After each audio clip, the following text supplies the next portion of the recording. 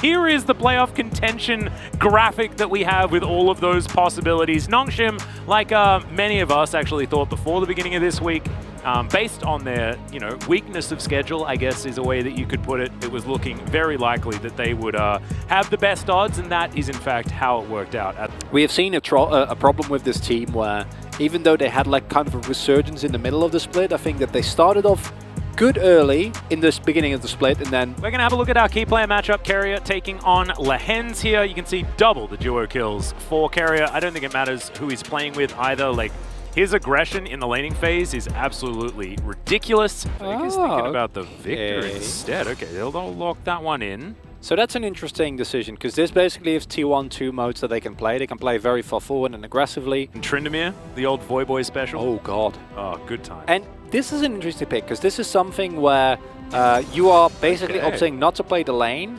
And it would be a Carrier thing to do, right? Because Carrier... Okay, instead we'll just go with Maokai. Because why not? We're continuing the flex, though, so I guess that's cool. However, if they do something like this, they pick an aggressive topside pick. I think you do put the Gragas in the top lane, right, who will be able to neutralize a lot better than a Maokai will. Maokai's early game, I think, is a lot weaker. And he's just looking to chill out throughout this laning phase, by the looks. Faker's Victor, pretty good so far, but he was often the guy playing the Azir in this. Very, very good at coming in for the rough times, much like he did in Casper Cup. As Teddy's going to be lit on fire, has to flash the rocket jump here as Bang. Not exhausted anymore. That's a great stun as Teddy in trouble, but the explosive charge is there, and that is first blood going over to Bang. Carrier now in trouble as well as Cuz comes in. We're going to save the day, but it's 100% just a drive by here from the horse. Lead and kind of go from there. It's working out so far. Let's have a look at this one more time as Lehens just goes in. This is classic. Level 3, they were a level behind, but it's still so powerful. Alistar and Tristana have just always been really good at this.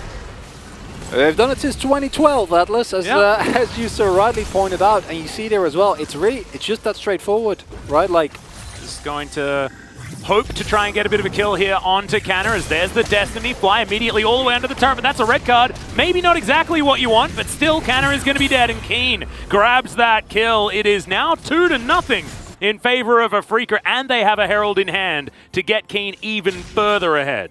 Oh, Faker. Oh, no. Faker going to be caught in transition. There's the headbutt pole. Good night, my friend. Bang says, hello. Remember me? And then picks up the kill. They will be able to come over here and try and stop this Drake as well, potentially. Got their ducks in a row. Now you've made it sound worse. Like, I'm very excited. When you say 40%, I don't get excited. Yeah.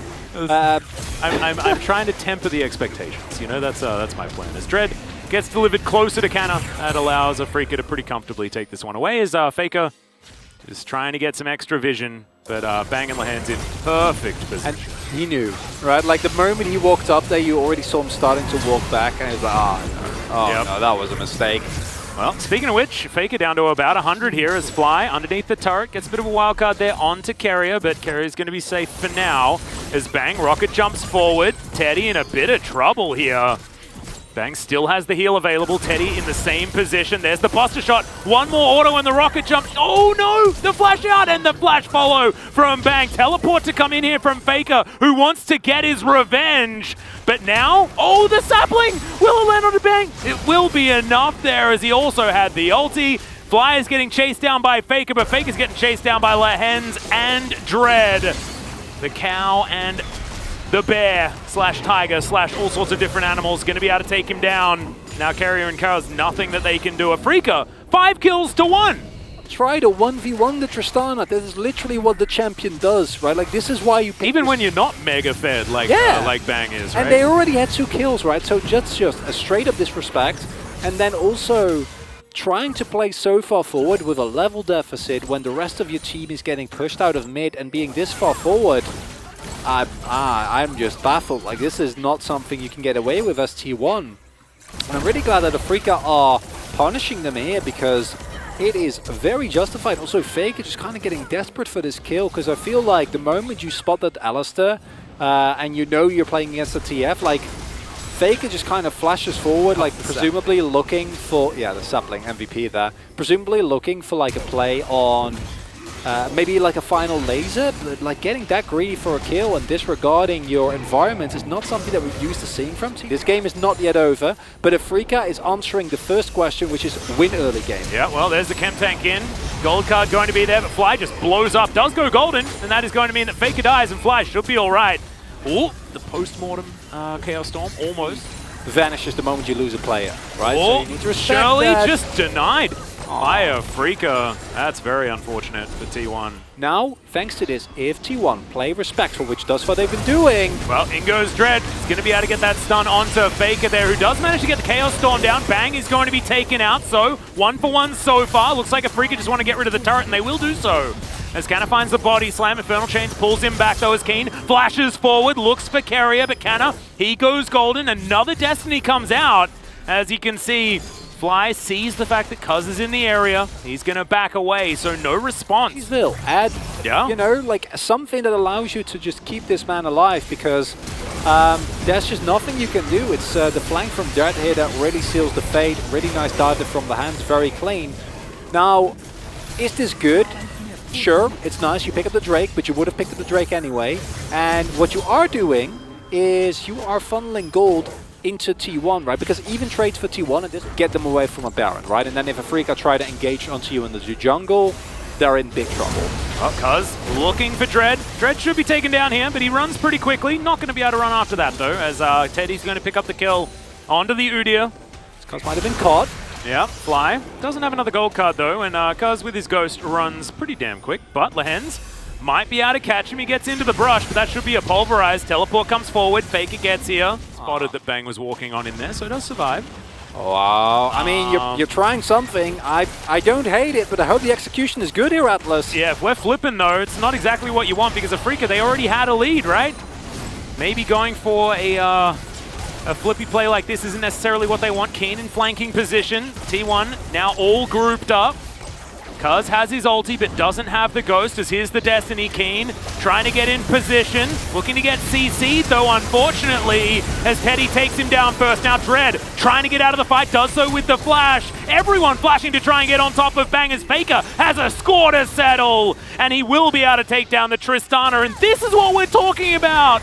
Oh no, Afrika, they may have just thrown it away. It's the tragedy of Afrika. Every single time they have leads, but they don't know how to actually work with them. Try and haphazardly force it, and that's what they're doing here. And with this gold lead, I think that if you go and try and push your advantage into the jungle and get vision, you can get a way better fight, but instead, like, Fly is forced to flash over the wall just to get into the fight. This exhaust on Bang means that one of the most fat members of Afrika does basically nothing.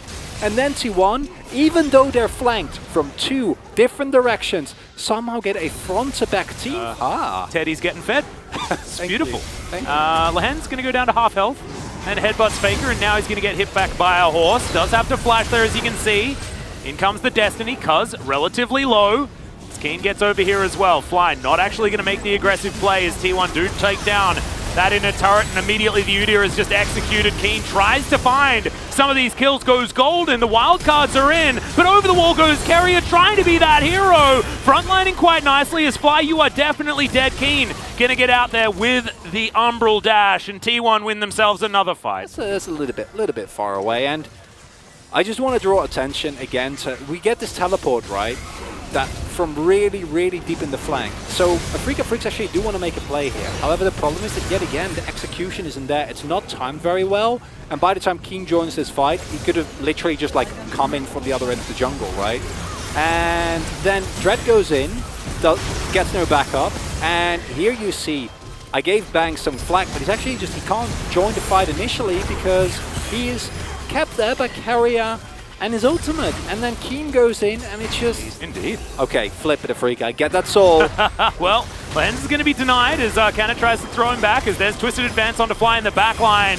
The roots are coming forward, and that's going to get so much CC here as Fly completely out of the fight. The cow also eliminated. The T1 health bar is so high, as the interruption there from Canna, just beautiful. Teddy, of course, has his killer instinct available, and this is basically a wipe from T1, assuming they can take down Dread. The teleport comes in, And you can see Canna just wants to wipe him off the map. That cask is also going to miss. When we talk about party casks, I think that one's allowed.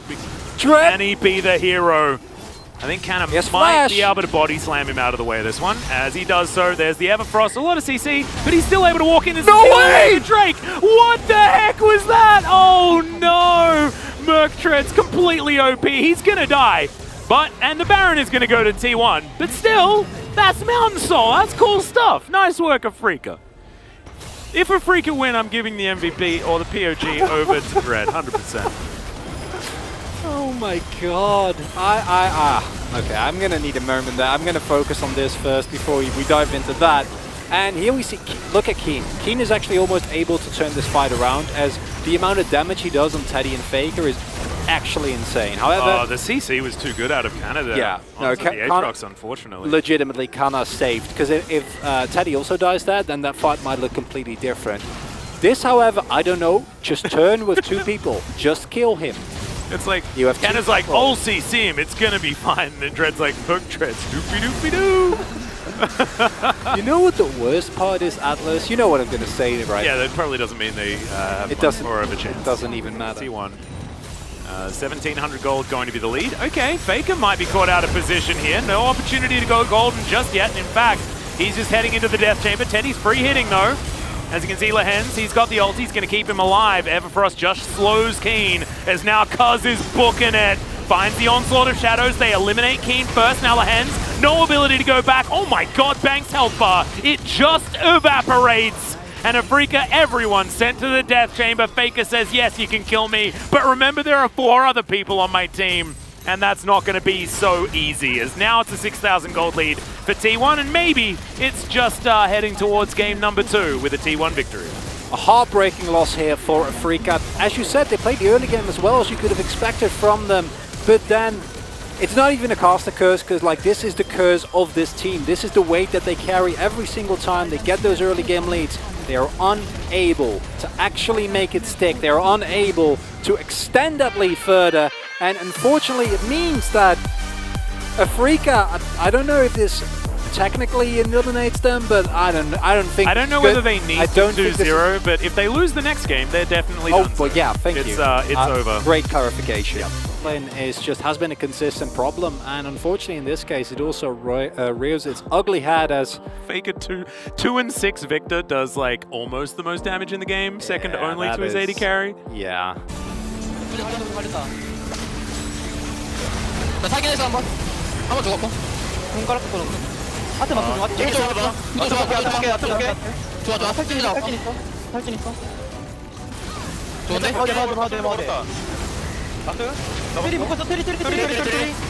나이스. 오케이. 우리 쫓아내 말고 라인 가자. 미드 차이. 백령한테 닦였어. 하나. 미드 차이 끝났어 이거 미드. 마우 픽이 너무 세리. 무디로 해야 될지도. 근데 마우 나 오랜만이야. 내가 이제 무디로 한 2달 만이요. 그래. 여기서 지금 말하면 들어가면 안 되는데. 나 마우카이 사랑해. 나 마우카이 너무 잘해. 나도 마우카이 사랑해. 나 500 사는 거 같은데. 나 그락 7초팔 했어. 나도 마우카이 사랑해. 너 마우카이 사랑해? 나이스. 마우카이 사랑해. 하나지만 다들 감사 잘해주셔서 내가 해줄게.